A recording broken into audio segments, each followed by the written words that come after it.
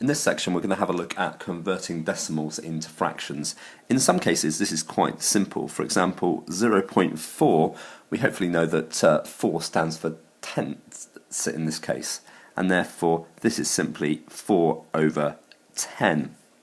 If we added another digit to that, 0.41, these are tenths, these are hundredths, so what we have here is 41 hundredths.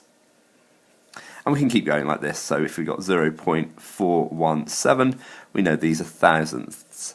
So this would be 417 over 1000. Where it becomes a little bit more interesting is when we start looking at recurring decimals. So take one example. If we take 0.66666 recurring, we can simply write that as 0.6 with a dot above the digit that's recurring. If we call this x, there's a simple method for converting this into a fraction. Because this is a single recurring, as in there's one digit that recurs, we're going to times it by 10. So if we call that x, 10x is going to be 6.6 recurring. Now if you notice, the difference between x and 10x is this 6. So if we take one lot of x away from this equation here, we get left with 9x on this side, and on this side it gets rid of the recurring bit, which makes it a little bit nicer. So now we know that 9x equals 6. Divide both sides by 9 and we get x equals 6 over 9. And of course x was our original number. So 0.6 recurring can be written as 6 over 9. So that's when you have one digit recurring. You times by 10 and then follow that method. Let's look at another example. Let's imagine that x is 0.65 recurring. That is that the 65 goes on forever. So 0.65, 65, 65 forever. Now in this case we've got two digits recurring. So instead of multiplying by 10, we're going to multiply by 100.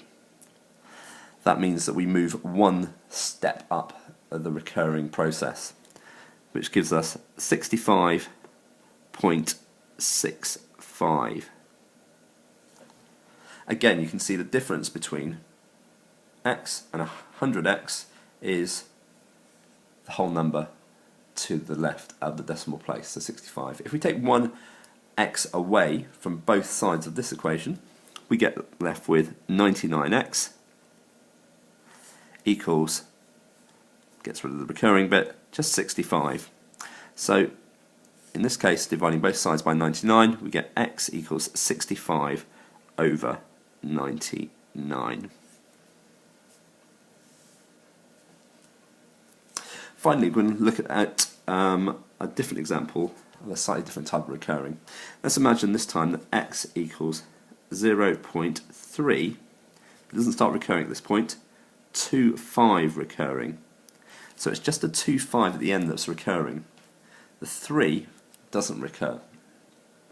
What we do in this case is we move all the digits one place to the left, i.e. we multiply by 10 before we really get started with the process.